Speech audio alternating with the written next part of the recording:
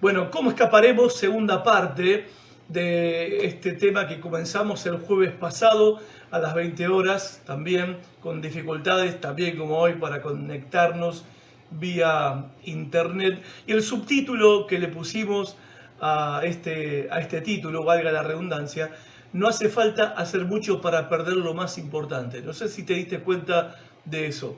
No hace falta hacer mucho esfuerzo para perder lo más importante. Ahora, no sé si escuchaste alguna vez esta frase que pertenece a lo que tiene que ver con la discusión política. No voy a hablar de política, pero lo voy a usar como un ejemplo. No sé si escuchaste la frase golpe blando. Bueno, se refiere a todo intento de desestabilización o de derrocar o hacer caer a un gobierno constitucional, un gobierno elegido democráticamente. ¿Por qué se le llama golpe blando? Porque se contrasta con lo que fueron los antiguos golpes de Estado en la Argentina. En el siglo XX, por ejemplo, tuvimos 6 golpes de Estado y fueron violentos, no fueron blandos, fueron violentos, fueron duros, donde la fuerza militar, en connivencia con intereses de hombres y mujeres civiles, se confabularon, conspiraron para hacer caer diferentes gobiernos democráticos a lo largo de nuestra historia, de nuestra triste historia, a través de la fuerza de las armas, la violencia. Bueno, en estas últimas décadas se está hablando de golpe blando. Es el intento de hacer caer a un gobierno, pero no de manera violenta, sino de manera sutil, utilizando otros medios, otras formas, otros métodos más sutiles, más diplomáticos, pero persiguiendo lo mismo, hacer caer al gobierno constitucional, elegido democráticamente. No estoy hablando de la coyuntura política en la Argentina, no es mi tema, pero me sirve como ejemplo para referirme a que esto tiene algo que ver, o mejor dicho, me hizo pensar en la vida cristiana. Me hizo pensar en la vida cristiana. Vos me dirás, ¿qué tiene que ver esto? El golpe blando, golpe militar, democracia, gobiernos constitucionales que caen. ¿Qué tiene que ver esto con la vida cristiana? Bueno, históricamente Satanás, para hacer caer a los cristianos de su compromiso con Cristo, de su firmeza con Cristo, Satanás también usaba la violencia, particularmente la persecución. A lo largo de la historia y principalmente los primeros siglos de la historia de la iglesia cristiana, Satanás usaba el poder del Estado, del Imperio Romano en ese tiempo, para perseguir a los cristianos. Y Satanás ha usado muchas veces a lo largo de la historia el poder del Estado para perseguir a la iglesia cristiana, de manera violenta. Bueno, me hizo pensar esto de golpe blando, la persecución tiene que ver con que los cristianos dejen su compromiso con Cristo, abandonen su compromiso con Cristo, dejen de ser firmes en su fidelidad a Cristo. Pero Satanás cambió de estrategia y desde hace mucho tiempo, ya no usa la violencia para hacer que los cristianos abandonen su compromiso con Cristo. Satanás ya no usa la violencia de la persecución, de los leones, la hoguera, los asesinatos, las matanzas, el martirio, para lograr que los cristianos abandonen su firmeza, abandonen su fidelidad a Cristo, sino que Satanás usa medios más sutiles en este tiempo. Golpe blando. Medios y métodos mucho más sutiles para que los cristianos abandonemos nuestro compromiso con Cristo, abandonemos nuestra firmeza y nuestra fidelidad a Cristo sin darnos cuenta, sin que nos demos cuenta. Y vos me dirás, pastor, ¿esto es posible? ¿Cómo no nos vamos a dar cuenta? Bueno, es posible, y justamente por eso se escribió la carta a los hebreos. Es esa carta universal que tenemos en las últimas cartas del Nuevo Testamento, es parte de las cartas universales, o epístolas generales, como se le llaman, Hebreos, primera, segunda de Pedro, primera, segunda, tercera de Juan, la carta de Judas, Santiago, se le llama epístolas generales, diferente a las epístolas paulinas, cartas paulinas o cartas pastorales. Hebreos es una de esas cartas generales para todos los cristianos de ese tiempo en que se escribió y para todos los cristianos a lo largo de la historia. Esta carta a los hebreos justamente habla de lo sutil que es, de cómo de manera sutil podemos, sin darnos cuenta, abandonar nuestro compromiso con Jesús. Dejar de estar firmes en nuestra relación, en nuestra fidelidad, en nuestra confianza a Cristo. Tan sutil que en el capítulo 2, verso 1 dice: por tanto es necesario que con más diligencia atendamos a las cosas que hemos oído. Que con más diligencia, con más esfuerzo, con más intención, con más diligencia, con más entusiasmo, atendamos a lo que se nos predicó, al evangelio que se nos predicó, al evangelio que se nos enseñó. ¿Por qué? Dice, no sea que nos deslicemos. No dice, no sea que caigamos en pecado, no sea que nos apartemos de Jesús de una manera total. No, dice, no sea que nos deslicemos. ¿Deslizarnos cómo? Bueno, la ilustración acá, la palabra deslizarse, es una palabra que se usa como una metáfora para describir a un barco que en medio de las tranquilas aguas de un río va navegando, dejándose llevar por las corrientes tranquilas y se pasa de largo del puerto donde tenía que atracar, sin preocuparse, sin darse cuenta. No tiró el ancla y cuando se dio cuenta ya era demasiado tarde. Por eso la carta a los hebreos que estamos aprendiendo desde el día jueves, específicamente las advertencias, no toda la carta porque eso daría para un estudio mucho más largo. La carta a los hebreos es una carta que por un lado plasma como ninguna carta del Nuevo Testamento la gloria de Cristo. Hay una fuerte doctrina de Cristo en la carta a los hebreos, pero por otro lado, el autor a los hebreos se encargó de dejar plasmado en su carta serias advertencias de que no pasemos por alto nuestro compromiso con Cristo. No demos por sentado nuestro compromiso con el Señor Jesucristo. Dice en el capítulo 3, verso 14, porque somos hechos participantes de Cristo, y cosa que todos los creyentes queremos, anhelamos, deseamos, pero dice con tal que retengamos firme hasta el final la confianza que tuvimos en el principio de nuestro caminar cristiano, en el principio de nuestra conversión. En otras palabras, dice el autor de Hebreos, si somos fieles hasta el fin, confiando en Dios con la misma firmeza, confiando en Dios ¿cuándo? Hoy. Si estamos confiando, si somos fieles, permanecemos firmes hasta el fin.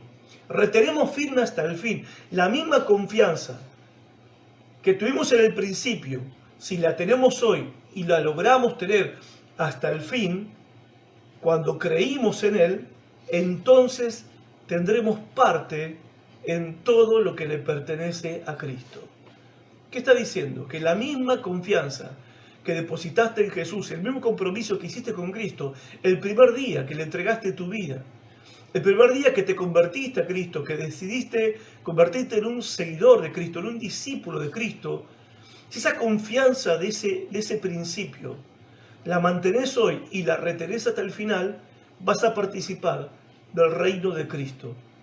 Si no, no. Entonces nos advierte el autor de Hebreos de una realidad que ocurría en ese tiempo y que ocurre también entre nosotros en este tiempo. Muchos creyentes han perdido esa firmeza que tenían en el principio. Muchos creyentes han perdido esa firmeza. Satanás está llevando a cabo este trabajo de hacer perder la firmeza de muchos creyentes, de incontables creyentes. Ahora les voy a contar una anécdota. A través de un golpe blando, o sea, de una manera sutil.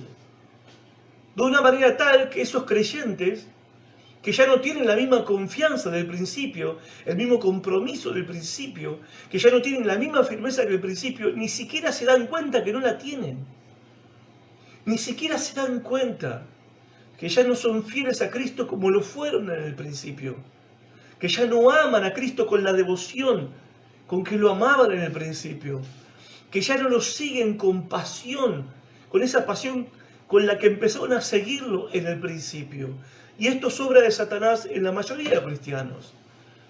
Vengo de tener una charla hace un momento con un amigo que es misionero, el doctor Abel Vallejos, y hablaba también con su esposa, Patricia, y ella me comentaba que ella no pierde oportunidad de hablar con las personas cuando salen a hacer las compras, cuando va a hacer un trámite, hablarles de Cristo. Ellos son misioneros en el África, por 33 años estuvieron en África, en Indonesia, en otros países, en Portugal, haciendo obra misionera, y ahora, por cuestiones familiares, hace algunos años están en Concordia.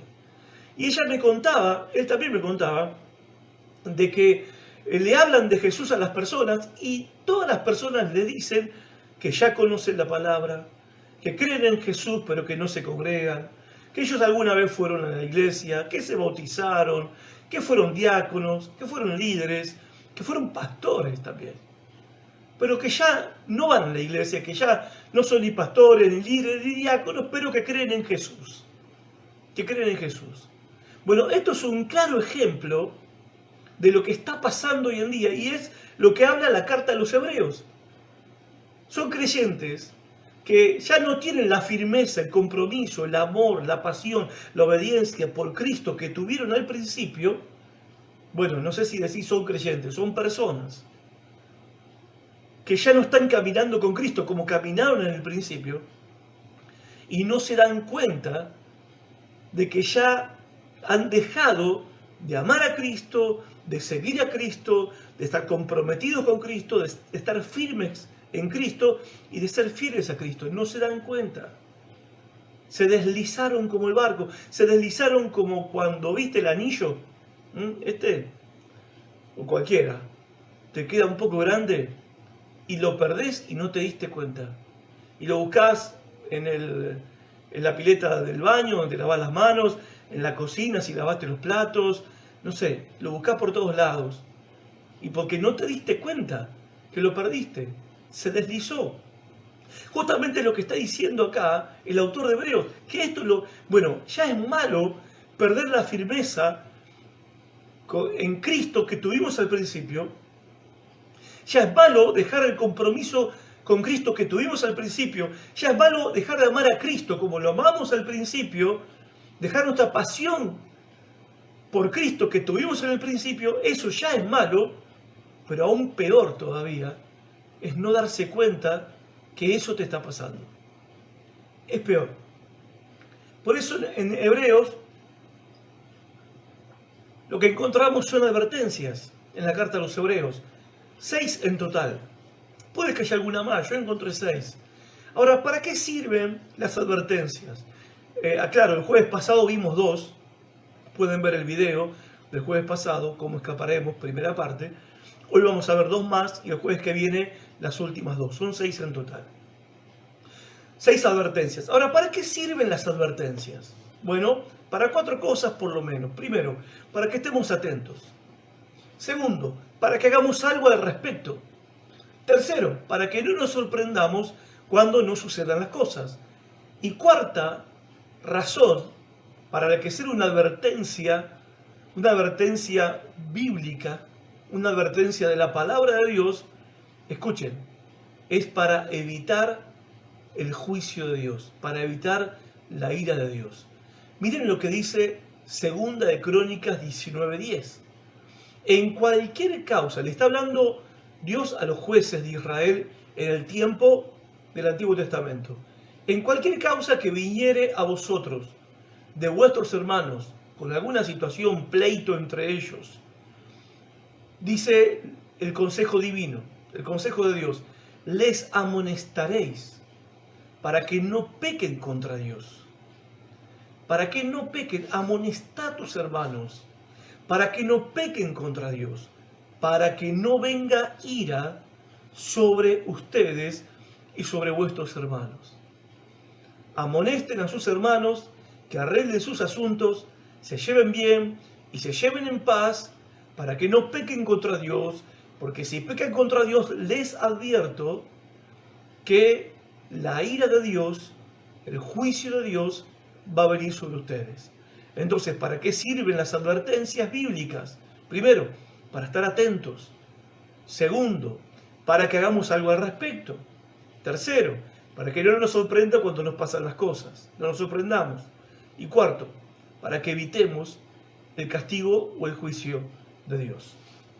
El jueves pasado dijimos que no hace falta mucho para que algo se destruya. No hace falta mucho para que se destruya una casa, un auto, una moto, un jardín, una relación entre amigos, una relación entre cónyuges, una relación entre padres e hijos o la economía de tu familia. No hace falta hacer mucho esfuerzo para que estas cosas se destruyan. Lo único que hace falta es descuido, ser descuidado, desidia, dejadez, abandono, negligencia, no cuidar. O sea, eso es solamente lo que hace falta para que algo se destruya. Ahora bien, la Biblia acá nos está hablando acerca de la salvación. ¿Cuánto esfuerzo hay que hacer para perderse la oportunidad de ser salvos? No estoy diciendo de que la salvación se pierda, no, porque eso no enseña la Biblia. Pero la Biblia sí habla de que se puede perder la oportunidad de ser salvos. Ahora, ¿cuánto esfuerzo tengo que hacer para perder la oportunidad de recibir la salvación por medio de Cristo? Bueno, no tengo que simplemente descuidar mi vida espiritual. No preocuparme por mi vida después de la muerte. No preocuparme por el perdón de mis pecados. No preocuparme por mi alma, por mi vida eterna, por la eternidad. No preocuparme por nada de eso. No preocuparme por mi relación con Dios. No cuidarla, descuidarla, abandonarla, dejarla. Tener desidia, ser negligente. ¿Sí? Y aprendimos también que en la vida cristiana uno se está aferrando o se está deslizando de Cristo. Los cristianos no permanecemos en una posición estática en nuestra relación con Jesús. La relación con Dios es dinámica, o sea, uno está aferrándose más a Cristo o se está deslizando de Cristo. Capítulo 2, verso 1 de Hebreos. Por eso es necesario que prestemos más atención, más atención a lo que hemos oído, a lo que nuestros pastores nos enseñaron, no sea que nos deslicemos, no sea que perdamos el rumbo. O sea, o te estás deslizando o te estás aferrando. O en otras palabras, si no te estás aferrando más a Cristo, la realidad es que te estás deslizando. Segundo, aprendimos que tu corazón se está enterneciendo o endureciendo en tu compromiso con Cristo. El capítulo 3, verso 13 dice, más bien, mientras dure ese hoy, habla del presente, anímense unos a otros cada día. Por eso es importante estar juntos, los hermanos, compartir juntos, congregarnos, porque de esa manera nos damos ánimo. Y esto dice cada día, mientras vivimos en el presente, para que ninguno de ustedes se endurezca por el engaño del pecado. Entonces, nuestro corazón se está endureciendo o se está enterneciendo en nuestro compromiso con Cristo. No puede estar en término medio. Tercero, aprendimos que nadie se salva por haber tenido un momento de fe en el pasado. Dice Hebreos 3:14, tenemos el privilegio de compartir todo lo que Cristo tiene, pero si es que seguimos firmes hasta el final con la misma confianza que teníamos al principio. Nadie se salva por haber tenido una experiencia de fe en el pasado si no tiene esa firmeza, esa fe, esa confianza hoy y si no la retiene hasta el fin. Aprendimos también que la fe sin fidelidad es nada. El capítulo 3, verso 5 dice, y Moisés, a la verdad, fue fiel en toda la casa de Dios. Moisés era un hombre de fe, era un hombre de fe. Ahora, ¿cómo manifestaba Moisés su fe? Siendo fiel a Dios, siendo fiel en toda la casa de Dios. O sea, fe sin fidelidad no es nada. Y en último lugar, aprendimos también que nosotros, esta generación de cristianos de este lado de la cruz,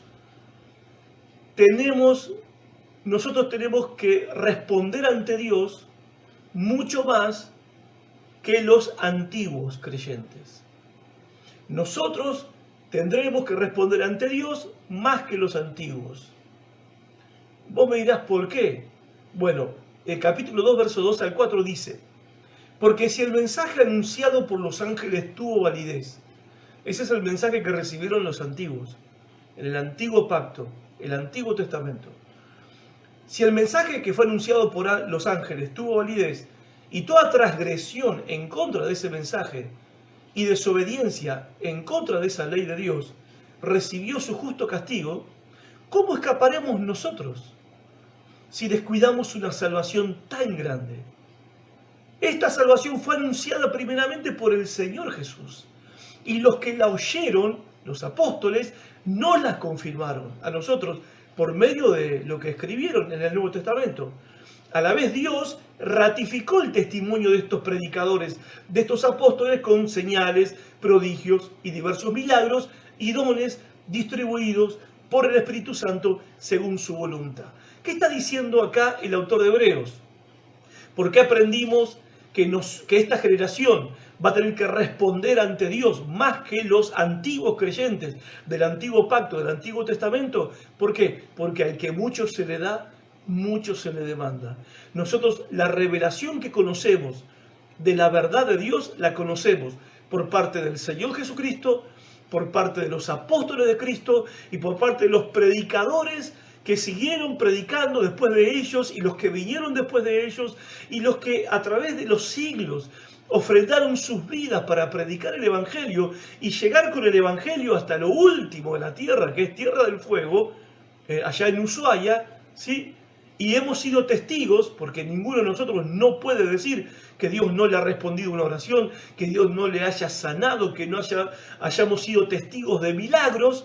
Bueno, lo que está diciendo acá, que nosotros que recibimos todo esto, que no lo recibió Moisés, que no lo recibió Abraham, que no lo tuvo David, que no lo tuvieron los profetas del Antiguo Testamento, y toda desobediencia que se hizo en contra de la palabra de Dios en el Antiguo Testamento recibió su justo castigo. ¿Cuánto más nosotros, que estamos de este lado, con todo este conocimiento, con toda esta revelación, cuánto más nosotros escaparemos si descuidamos una salvación tan grande? Al que mucho se le da, hermanos, mucho se le va a demandar. El que dice, yo sé, el que dice, yo conozco al Señor, yo conozco la palabra de Dios, yo conozco lo que es la iglesia, pero no vive a la luz de lo que dice que conoce, va a tener que rendir más cuentas que los pecadores que no conocen, que los violadores, borrachos, asesinos, estafadores, corruptos, ladrones, malandras, estafadores, que no conocen la verdad, que no conocen el Evangelio. Al que mucho se le da, mucho, hermanos, se nos va a demandar a nosotros. Entonces, las advertencias. Vimos el jueves pasado, primera advertencia, existe el peligro de deslizarse espiritualmente. Hablamos de esto. Hermanos, nadie se tira de cabeza en el pecado, sino que nos dejamos llevar al pecado sin darnos cuenta. ¿Por qué? Porque nos volvemos negligentes con nuestra vida espiritual. Nos volvemos descuidados con la salvación. Segundo, existe el peligro del endurecimiento espiritual, el endurecimiento del corazón. Yo estoy convencido de que esta cuarentena fue y es fatal para la vida espiritual de la mayoría de los creyentes. Cuando nosotros desobedecemos la palabra de Dios, que la conocemos, y la desobedecemos, el corazón se empieza a secar.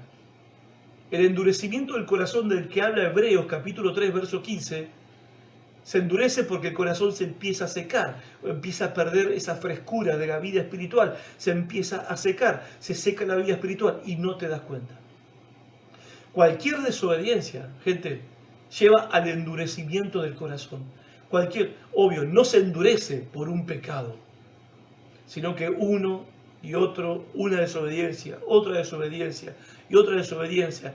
Y estamos viviendo sabiendo que estamos desobedeciendo. A ver, hay cosas que seamos sinceros.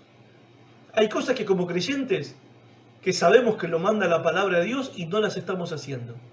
Por esto, por lo otro, por lo que querramos decir. Pero en realidad no hay excusas para desobedecer a Dios. No hay motivos para desobedecer a Dios.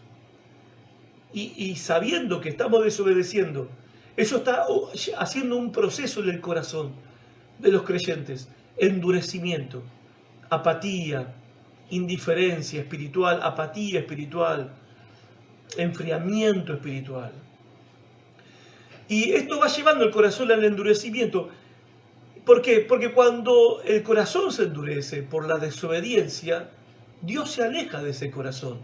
Y gente, hermanos, lo peor que te puede pasar, lo peor que nos puede pasar es que Dios deje de tratar con nuestro corazón. Ahora, nosotros decimos, sí, Dios está dentro de mí, Dios está conmigo, Dios está siempre. Es verdad, pero la Biblia dice que tengamos mucho cuidado de no entristecer al Espíritu Santo.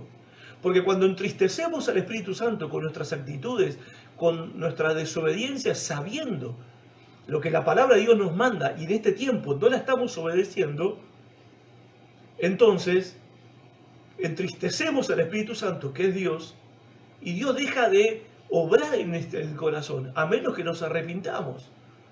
Yo no digo que Dios abandona al creyente, no. Pero es como dice la Biblia, ¿no? Dios endureció el corazón de Faraón. ¿Y cómo endureció Dios el corazón de Faraón? Bueno, Dios dejó de tocar ese corazón. Vos te das cuenta cuando Dios está disciplinando a un creyente, es porque su corazón se está endureciendo.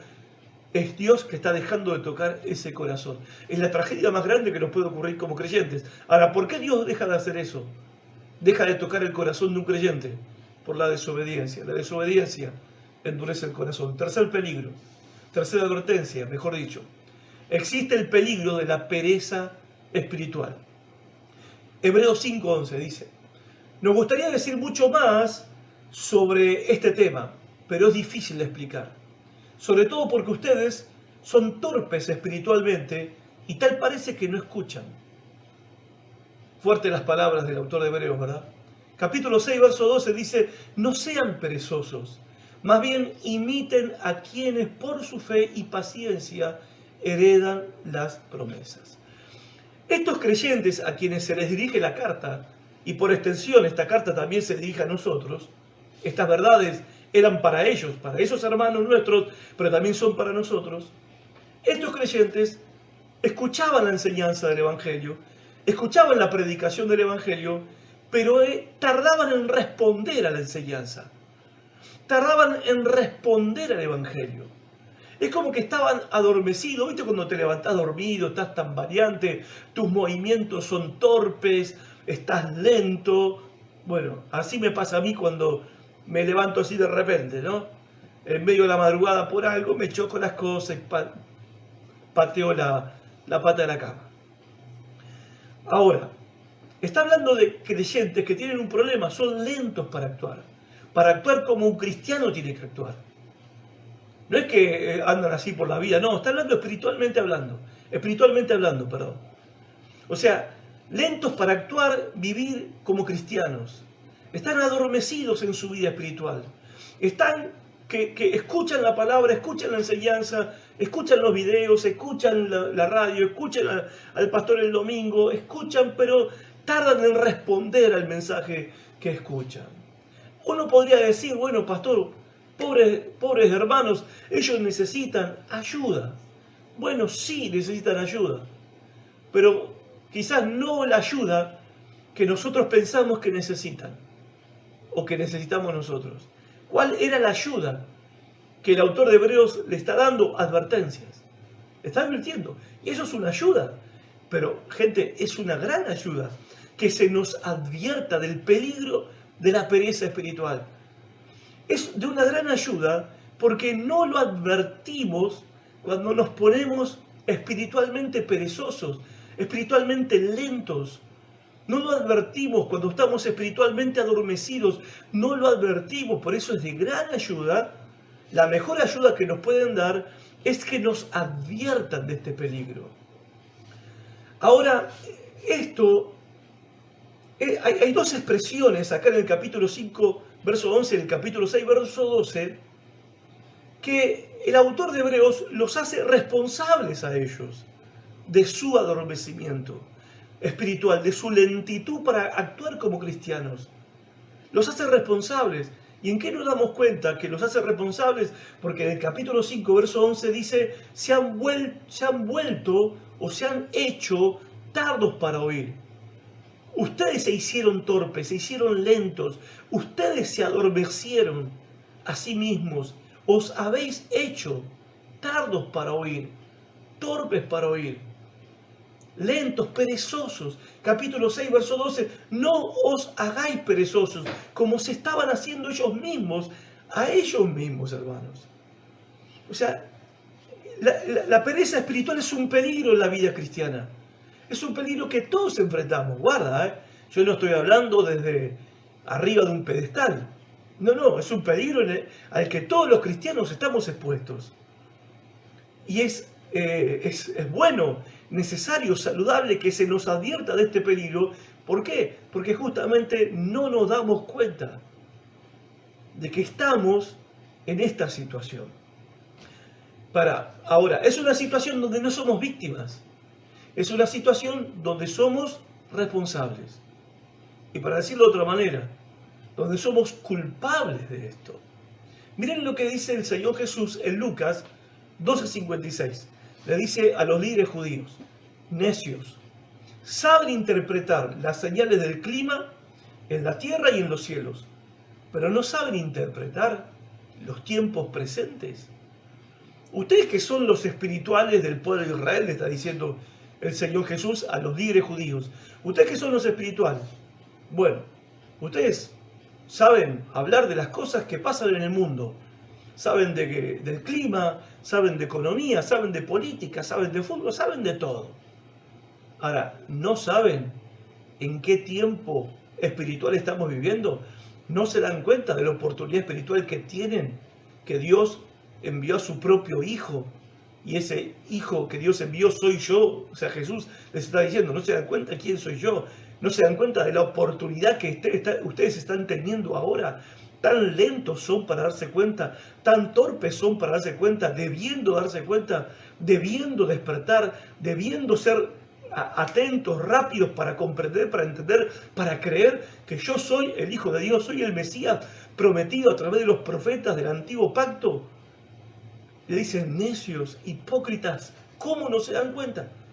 O sea, hermanos, uno le puede pasar una desgracia de la cual uno se puede compadecer del que está padeciendo una desgracia. Pero cuando esa desgracia es por negligencia, es como cuando se dice accidente, es cuando no se podía evitar. Si se podía evitar, no es un accidente. Y es verdad, es verdad.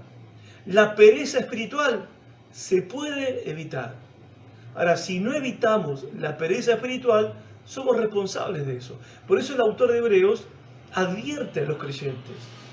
Ellos, justamente, eran culpables, responsables, culpables, de no aprovechar la oportunidad. Dice el capítulo 5, verso 11, sobre este tema tenemos mucho que decir. Qué oportunidad, ¿no? De tener maestros en la iglesia, de que podían enseñarle de este tema profundo, eran temas profundos que querían ayudarlos a crecer a los cristianos a los que se le dirige esta carta, a los hebreos. Tenemos mucho que enseñarles sobre este tema, mucho que decir sobre esto, pero no podemos porque están en ese estado y tienen que despertar. Entonces eran culpables, responsables de no aprovechar la oportunidad. Segundo, eran responsables o culpables de no crecer en su vida espiritual. Miren lo que les dice en el capítulo 5, verso 2. A mí esta palabra del autor de Hebreos siempre me golpeó mucho, me sacudió. A estas alturas, le dice, ya deberían ser maestros. Y sin embargo necesitan que alguien vuelva a enseñarles las verdades más elementales de la palabra de Dios. Dicho de otro modo, necesitan leche en vez de alimento sólido. Ustedes deberían ser ya maestros, los está haciendo responsables a ellos de no haber crecido espiritualmente. O sea, hermanos, no crecer espiritualmente cuando tenemos la oportunidad de hacerlo, nosotros somos los responsables de eso. En buena hora que la palabra de Dios, por el Espíritu Santo, nos advierte de este peligro. En tercer lugar, eran responsables, culpables, de no aplicar lo aprendido, de no vivir lo aprendido.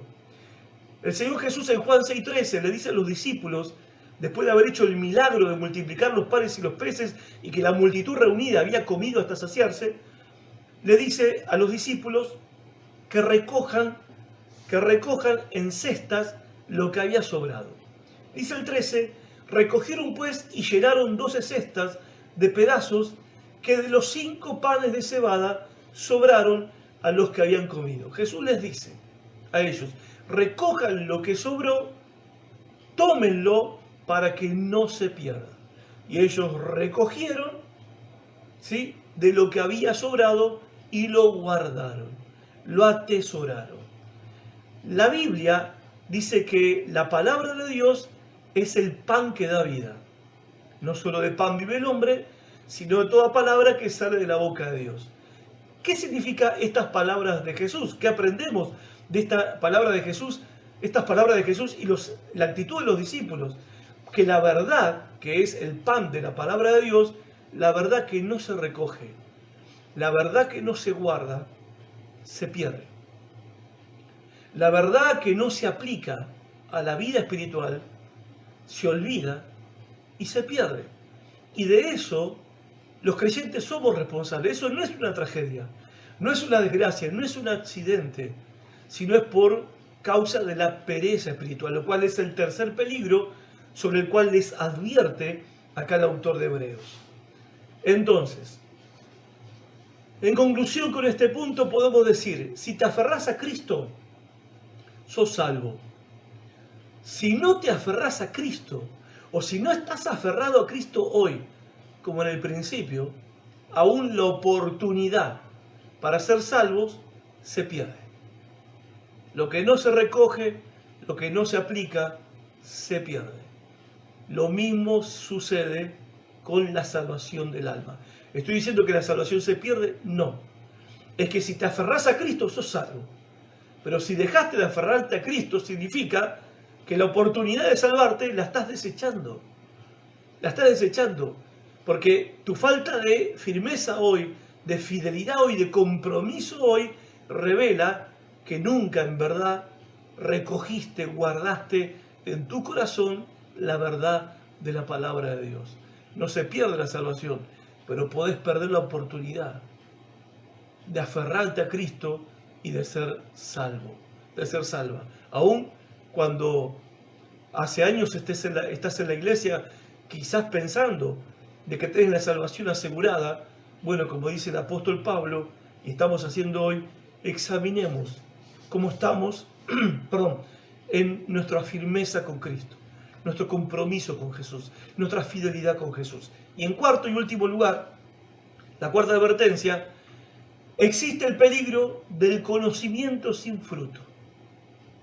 El conocimiento, tenés conocimiento de la verdad de la palabra de Dios, de la verdad de Dios, y no tener ningún fruto en la vida de ese conocimiento. Hebreos 10, 26 al 31 dice, pero si pecáremos voluntariamente, después de haber recibido el conocimiento de la verdad, o sea, no es lo mismo pecar conociendo la verdad de Dios, la palabra de Dios, que no conociendo la palabra de Dios. Son consecuencias diferentes. Si pecáremos voluntariamente, después de haber recibido, o sea, pecando a sabiendas, después de haber recibido el conocimiento de la verdad, ya no queda más sacrificio por los pecados. O sea, si no es Cristo, no hay manera de ser salvos. No queda más sacrificio por los pecados, sino una horrenda expectación de juicio y de hervor de fuego que ha de devorar a los adversarios. O sea, el que peca voluntariamente se convierte en un adversario de Cristo, enemigo de Cristo. El que viola la ley de Moisés, eso decía el antiguo pacto, por el testimonio de 2 o 3 testigos, tenía que morir sin remedio. Ese era el castigo para el que violaba intencionalmente la ley de Dios. ¿Cuánto mayor castigo, está razonando acá el autor de Hebreos, cuánto mayor castigo pensáis que merecerá el que pisoteare al Hijo de Dios? que menosprecia a Jesús y su sacrificio, y tuviere por inmunda, inservible, inútil, una porquería, la sangre de Cristo, la sangre del pacto por el cual fue santificado, y que encima insulte al Espíritu Santo, que intenta convencerlo de pecado y llevarlo a Cristo. Bueno, conocemos al que dijo: mía la venganza, yo daré el pago, dice el Señor. Y otra vez dice: el Señor juzgará a su pueblo. Horrenda cosa es caer en manos del Dios vivo. Entonces, existe el peligro del conocimiento espiritual, del conocimiento de la palabra de Dios sin fruto espiritual en la vida de esa persona que dice que es creyente. Que dice que es creyente. En Deuteronomio 29, 19 al 20 dice: si alguno de ustedes al oír las palabras de este juramento se cree bueno y piensa, todo me va a salir bien, aunque persista yo en hacer lo que me parece, me va a salir bien todo igual. Dice: provocará la ruina de todos, el Señor no lo perdonará. La ira y el celo de Dios arderán contra ese hombre. ¿Por qué? Porque al oír las palabras de esta ley, la palabra de Dios, la palabra de este pacto, al oírlas, después no las vive, no las aplica, no obedece la palabra de Dios, entonces mejor hubiera sido, Pedro, lo leo a Pedro, 2 de Pedro 2:21, hubiera sido mejor. Miren lo que llega a decir el apóstol Pedro, que para muchos que conocen la palabra de Dios, que conocen la iglesia, que han ido a la iglesia o que van a la iglesia o han dejado de ir a la iglesia, si hubiera sido mejor para ellos no haber conocido nunca el camino correcto que haberlo conocido y luego apartarse del camino. Un ejemplo trágico de esta actitud es Judas. Judas tuvo el conocimiento a su disposición, porque la verdad en persona, la verdad encarnada, compartió con él parte de su vida, Jesucristo, que le enseñó, le predicó la verdad de Dios, la palabra de Dios. Ahora Judas, que conocía mucho y bien conocía la verdad, se negaba a dejar que la verdad transformara y cambiara su corazón, que la verdad gobernara su vida, que la verdad fuera el único parámetro por el cual su vida se habría de gobernar. Entonces, él que hacía, manejaba la verdad a su conveniencia, lo cual, gente, no les aconsejo. No usemos la Biblia para justificar nuestras posturas. Sometamos nuestras posturas a lo que dice la Biblia. No usemos la Biblia para justificar nuestros pensamientos, nuestros prejuicios, nuestras ideas predilectas, preferidas, sino que sometamos nuestras ideas, nuestros prejuicios, nuestros pensamientos y nuestros conceptos, sometámoslo a la Biblia, a la verdad, a la palabra de Dios. ¿Por qué? Porque nada es más peligroso que conocer la verdad. Como dijimos hace un momento, al que mucho se le da, mucho se le va a demandar. Cuanto más conocemos la verdad, más se lo va a demandar. Segundo, nada es más peligroso que acumular ese conocimiento y no hacer nada con ese conocimiento, simplemente acumularlo. Tercero, nada es más peligroso que no dejarse gobernar por este conocimiento. ¿Por qué? Porque no vivir de acuerdo a lo que conoces acerca de Cristo y de la palabra de Dios, según Hebreos 10, 26 en adelante, equivale a rechazar a Cristo y su verdad. Yo sé que algunos me pueden decir: pero pastor, yo no tengo esa actitud de rechazar a Cristo. Yo creo en Cristo. Yo amo a Cristo. Yo hablo con Cristo. Yo leo la palabra de Cristo. ¿Cómo está tu compromiso con Cristo? ¿Tu firmeza hoy es la misma que al principio? Tu fidelidad a Cristo, tu amor por Cristo, tu obediencia a la palabra de Cristo es la misma que al principio. Tu pasión por el Señor Jesús y por obedecer su palabra y sus mandamientos y serle fiel y adorarle y servirle es la misma pasión que tuviste al principio. Es importante y es bueno y saludable que pensemos en nuestra relación con Cristo en estos términos. porque podemos estar deslizándonos como el anillo que se cae del dedo sin darnos cuenta, lo cual puede ser para nuestras propias vidas, para nuestra propia alma, puede ser la mayor de las tragedias. No vivir de acuerdo a lo que conoces de Cristo, no vivir de acuerdo a lo que conoces de la palabra de Cristo, es lo mismo que rechazarlo de manera violenta. Es lo mismo. Y lo que dice el autor de Hebreos es que el pecado de rechazar a Cristo y rechazar su palabra es lo mismo, ese pecado no tiene perdón de Dios. O sea, no hay lugar donde ir a buscar el perdón de Dios si hemos rechazado la verdad. No hay otro sacrificio por los pecados. No lo vas a encontrar en ninguna religión, en ninguna filosofía, en ningún amor, en ninguna profesión, en ninguna vocación, en nada que este mundo ofrezca, que es lo más importante.